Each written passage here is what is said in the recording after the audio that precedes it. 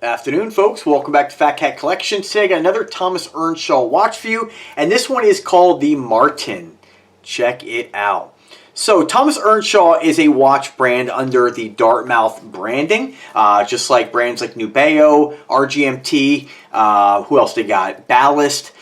These are all Spinnaker. All these watches are under the main Dartmouth company. So the nice thing about that is that of all the watches that I've shared with you guys under this company, they've all been exceptional in quality. They're great. They're up there with any Invicta, any of the Aragons. Of course, they're smaller, but just kind of keep that in mind.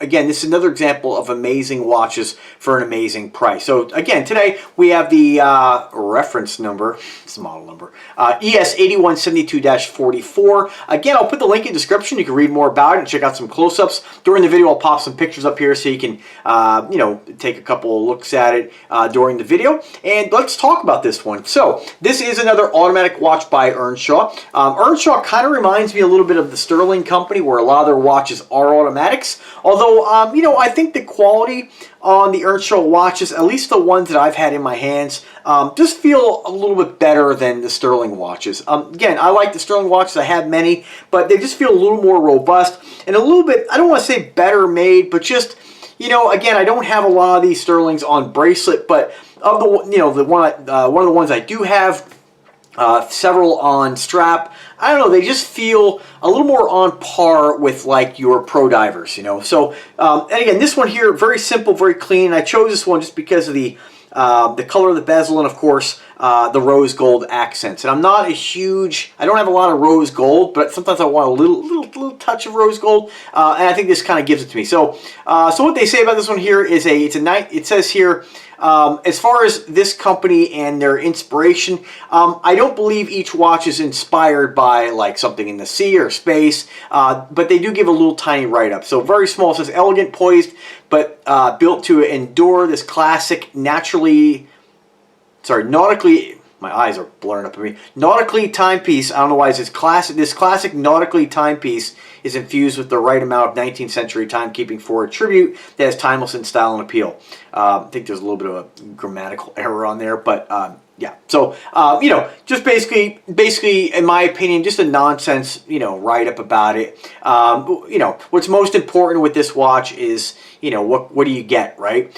So although this is very similar to what you're going to get out of your standard, I would say like almost Submariner style homage watches, I don't think this one is actually considered a Submariner homage, because the bracelet's kind of different as far as the way they finish it. You don't normally see these on any homage watch. The bezel's different, so it kind of has its own. I'd say this one's almost like a hybrid dive watch, dress watch. A little bit different than your standard like Pagani designs or your pro divers. But just a nice looking watch, very clean, very simple. Again, I like this one because you have the stainless steel with that little bit of rose tone around the coin-edged bezel. And the bezel on this, I believe it's aluminum, but it's got that nice kind of almost like a bright graphite. Very cool. Nice bezel action on it. I can't see really any back play as far as I'm concerned, as far as my taste. Rotates good, but you guys know a lot of that stuff. That's why, when I do a review, I don't emphasize a lot of that, because in my opinion, when I've turned the bezel on $1,000 watches, $10,000 watches, I'm never really blown away with the difference. To me, if it turns and it's not flopping around, it's a good quality bezel, and it's done correctly. So, again, I've joked in the past, guys are like, turn the bezel on a Rolex and you'll see the difference. And in all honesty, I don't see any difference with any of these watches. If it's a good bezel, it's a good bezel. I can understand if the bezel, when you try to move it a little bit, was flopping all over the place. This doesn't, I wouldn't even consider this any. This is fantastic. Again, when I turn the bezel on my $2,000 Aqua Dive, there's no difference. They're both nice. So as far as the bracelet, you do have a kind of an oyster style bracelet, but what they've done is they polished the sides of the center links. This does have solid end links, solid center links. And it does have a really nice, this is like a dual push button. I believe this is like a butterfly clasp. So these are I think, kind of popular. You know, I think that these are very easy to get over a, you know, pretty big wrist, or, you know, pretty easy to put on. You know, some folks like them, some folks don't. I personally don't have any kind of issues with this. You know, at the end of the day, what you do get with the butterfly clasp is you get kind of a seamless bracelet. So once it's attached, you don't have a situation like this Pagani here. Again, nothing wrong with either of these. But you can see you have a very pronounced buckle or clasp. With this, it just gives you that, you know, continuous bracelet right around. There is a slight taper on this here. Let's see what they say on that. They don't say anything on that.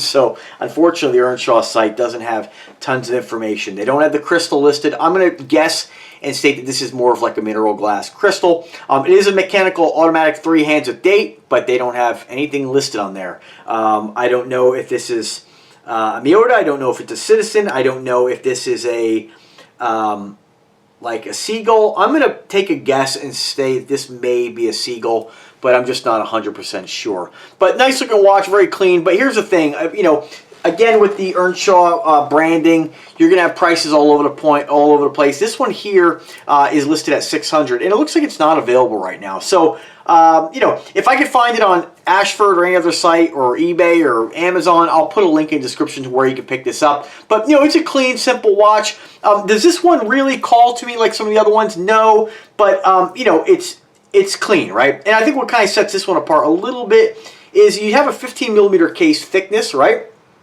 But you have a 43 millimeter case diameter, which most watches are going to be 40, 42, and then they start to go up. 43 is kind of an oddball size, so this might be popular with folks who don't want to really take the jump into 44, but just want something a little bit bigger, and this might satisfy that need or that desire, right?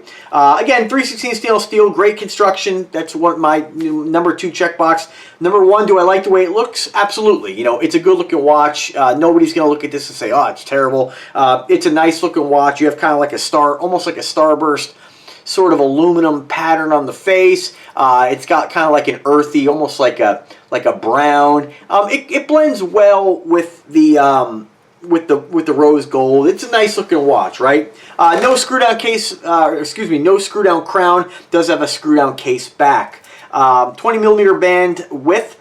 10 ATMs of water resistance, and 180 grams. What I find really interesting is that they list the grams. And a lot of watches that I reviewed, they don't actually list, you know, the weight of the watch, which for some folks that is a deal breaker, right? I find it interesting that they mention the weight and they left off the type of movement or the brand of movement. So if I know, I'll eventually add it to the description. But overall, great looking watch. You really can't go wrong with it. It's a nice piece. Price on it, $600, I think is a little steep for this one, just because you have so many watches on the market that are very similar to this. You know, I would kind of consider that more of like an MSRP. I think if this watch becomes available again, you'll get it for less. As far as color combinations are concerned, let's see what they got here. You do have, let me just double check here if they have any other.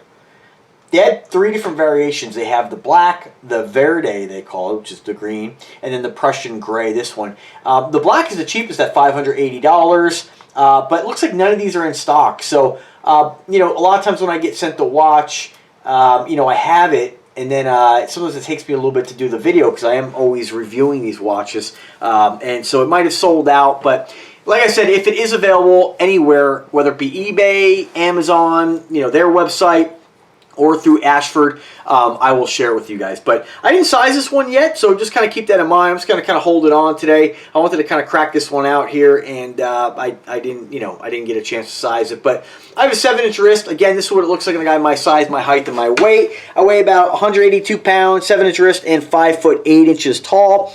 You know, clean, simple, classy. I don't think, I think this is a very conservative watch. And, you know, watch like this, I think to really be competitive in the watch market for what you're getting, and, you know, like I said, I'm always honest with you guys. I think, you know, price points are really all over the place with all watches, and I never want to do a video where you guys, look at a watch and say, oh, well, I could get a Pro Diver for 99 bucks, 65, or something like $65. I understand that argument, and that's a valid argument. But I think sometimes, there is a stigma sometimes with different brands, wrongfully, but I think some folks maybe you have a lot of Invictas, maybe you have a lot of Aragons, maybe you have a lot of other brands. You're looking to add a watch to your collection. I'll tell you right now, when I'm going through, it's a little different for me because I collaborate with them and I get free watches, right? So let's not pretend that, I'm spending my money on this, right? But what I do, and this is, I think, the process that a lot of us go through when we're looking at watches, right, is which one kind of calls to you, And so when I'm looking at the watches, I went through the whole website, and of course some of them, we can get here in the States, some we can't. But when I go through, I just look at one that's a little different than what I have, a different color combination, and then one that just kind of pops to me, you know what I mean? I guess I kind of, in my mind, picture, if I'm wearing like a gray shirt. In this case, wearing a little bit of gray on the sleeves, and it kind of blends. And I don't always match my watch to what I'm wearing, of course, but, that's kind of the way my mind goes through websites. And if I see something that just kind of pops, if they only had this in black, would I have even asked for it? Probably not. But the color combination with that nice kind of sleek gray bezel with the rose and the brown, it's a very, I don't know, it just has a very nice look to it, and that's the reason why I requested it. So anyway, let me know what you guys think. I always appreciate you guys taking the time to watch the videos. It is very humbling, so thank you. If I could help you guys in any way, make a purchase or make a decision on something, I do get a lot of guys message me on Fat Cat Collections Facebook, Invicta Addiction Facebook, mainly Fat Cat Collections Facebook, and on Instagram. So a lot of times guys are, looking for my opinion on something, and I have no problem helping you guys out. If it's something like, hey, what do you think of this watch? My first question back to you is going to say, well, what do you think of that watch? Because ultimately, always buy a watch based on what it does for you, how you feel about it. So I got to tell you, Bill, when I kind of forget sometimes that I have to, I go back into my watch box and I look at what I need to review, and I actually kind of forgot about this one, and I looked in there today. I was like, damn. And once you put it on the wrist, it just takes on it just gives me a whole different vibe. I think I'm going to have to size this one and wear it today. So anyway, guys, thanks for watching. Links are in the description. Have a great day.